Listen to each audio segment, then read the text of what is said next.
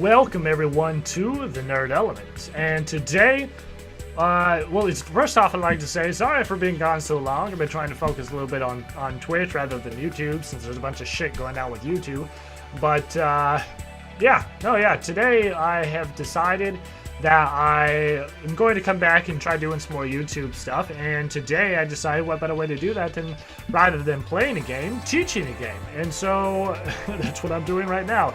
I decided to go with Yugioh Duel Links because it's one that I've been getting very involved with recently, and I know that some of the duel quizzes can be very, very complicated. So I thought, what better way than to help people out who might be having difficulty with it? Not all of them, of course, just specific ones that I think are more complicated. So for today, we're going to start with the Crimson Kingdom ones that are based off of that specific expansion. We're going to start with part 1 and part 2. So let's go ahead and get into those. Alright, so as with all of the Duel Links duel quizzes, you have to beat it in one turn. You have to win in one turn. And by that means obviously take your opponent's life points down to 0. So for this first Crimson Kingdom one, the thing that you need to do first off here is play your Magical Citadel here. And basically what this card is going to do is anytime you play a spell, it gets a spell counter added to it, which is going to be very important to use that first before you put any other spells on the field. The next thing you want to do, obviously, is play your Emblem and Dragon Destroyer, so that way we can get that Buster Blader in our hands.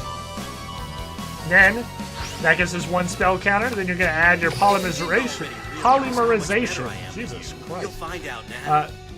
Use the Polymerization, and that's going to allow us to bring out the Dark Paladin, which is basically a more badass version of Buster Blader, essentially. And we're going to sacrifice those two, fuse them together to create the Dark Paladin here. He's going to be in attack position, of course. And because of his effect, he actually gets a boost all the way up to 4,900. This is enough to be able to defeat the Ultimate Dragon.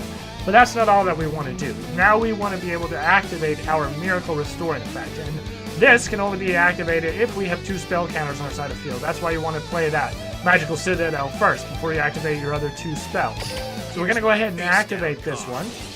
My trap activates. And use this and get rid of those spell counters.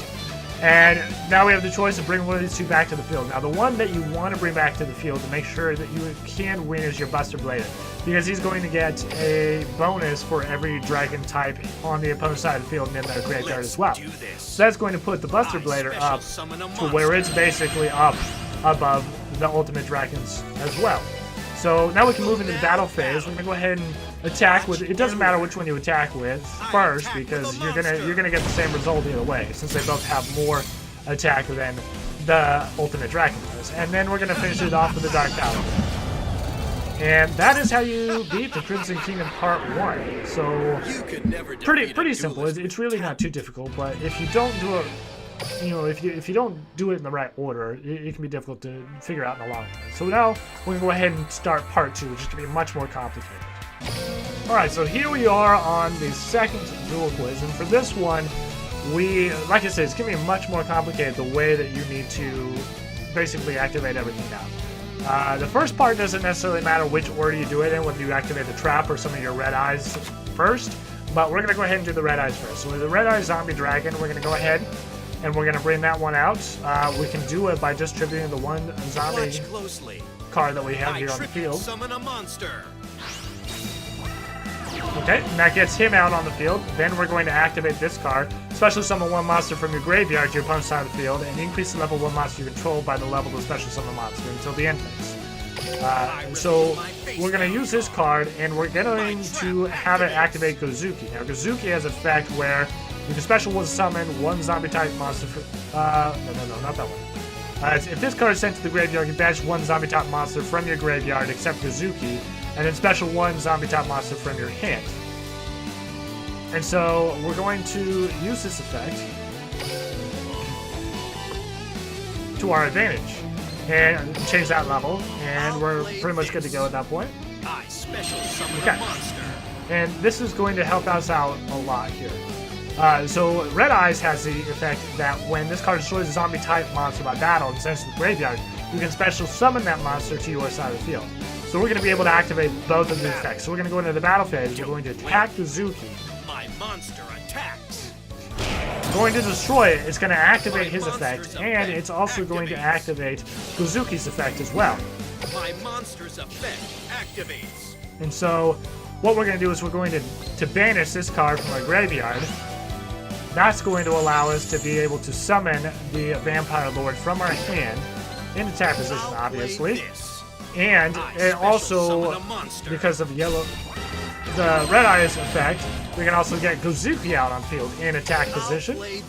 And that allows us to get the... Oh, don't go into end phase, that would suck. Attack directly here with the Gozuki, and then also attack directly with Vampire Lord. So like I said, this is a much more difficult one if you don't get the specific... When you don't get the specifics right, it'd be hard to try to figure that one out. But there's a reason that you want to get Gozuki on the opponent's side of the field specifically. So that's how you do Crimson Kingdoms Parts 1 and 2. So that's going to be it for this video. I will be doing more of these, like I said, here, hopefully on at least a weekly basis, if not more than that. We'll just kind of see what kind of time that I have. But otherwise, I'm going to keep doing these out, start with some of the more complicated ones. And if there are ones specifically that you're having trouble with and you want me to show you how to do that, please leave a comment down below and I will put out a video just for you guys. Other than that, please, if you haven't already, make sure that you like this video. And if you haven't already, also I would suggest that you subscribe. That way you can keep getting more awesome videos like this one, as well as other gaming stuff that I might put out as well. So until next time, may the geek be with you.